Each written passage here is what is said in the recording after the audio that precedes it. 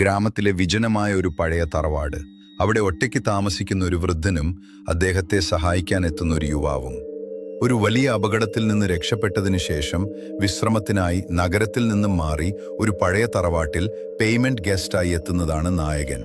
അവിടെയുള്ള കാകാരണവർ വളരെ ശാന്തനാണെങ്കിലും രാത്രികാലങ്ങളിൽ അദ്ദേഹം ആരോടൊക്കെയോ സംസാരിക്കുന്നത് നായകൻ ശ്രദ്ധിക്കുന്നു. വീട്ടിനുള്ളിൽ എപ്പോഴും ഒരാൾ കൂടെയുള്ളതുപോലെ നായകന് തോന്നുന്നു. ഇടയ്ക്കിടെ കണ്ണാടിയിൽ നോക്കുമ്പോൾ തൻ്റെ നിഴലല്ലാതെ മറ്റൊരാളുടെ നിഴൽ കൂടി കാണുന്നതായി അയാൾ ഭയപ്പെടുന്നു. കാരണവർ പറയുന്നു, അത് നിന്റെ വെറും തോന്നലാണ്. ഈ വീട്ടിൽ നമ്മൾ രണ്ടുപേർ മാത്രമേയുള്ളൂ. ഒരു ദിവസം രാത്രിയിൽ നായകൻ ആ വീടിന്റെ മുകളിലത്തെ നിലയിൽ ഒരു പഴയ ഫോട്ടോ കണ്ടെത്തുന്നു. അതിൽ ആ കാരണവർ ഒരു അപകടത്തിൽ മരിച്ച വാർത്തയുള്ള പത്രക്കട്ടിങ്ങാണുള്ളത്. ഭയന്നുപോയ നായകൻ കാരണവർ ഒരു പ്രേതമാണെന്ന് ഉറപ്പിക്കുന്നു. നായകൻ അവിടെ നിന്നും ഓടി രക്ഷപ്പെടാൻ ശ്രമിക്കുമ്പോൾ കാരണവർ അയാളെ തടയുന്നു.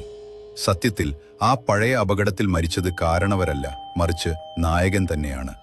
ആ തറവാട് ഒരു പഴയ ഹോസ്പിറ്റലോ അല്ലെങ്കിൽ ആത്മാക്കൾക്ക് ശാന്തി നൽകുന്ന ഇടമോ ആണ്.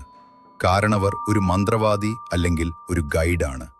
തൻ്റെ മരണം അംഗീകരിക്കാൻ കഴിയാതെ അലയുന്ന നായകനെ അത് ബോധ്യപ്പെടുത്താനാണ് അദ്ദേഹം ശ്രമിച്ചിരുന്നത്. നായകൻ കണ്ണാടിയിൽ നോക്കുമ്പോൾ തൻ്റെ രൂപം തെളിയുന്നില്ലെന്നും താൻ നേരത്തെ കണ്ട ആ നിഴൽ തൻ്റെ തന്നെ ആത്മാവാണെന്നും തിരിച്ചറിയുന്നു.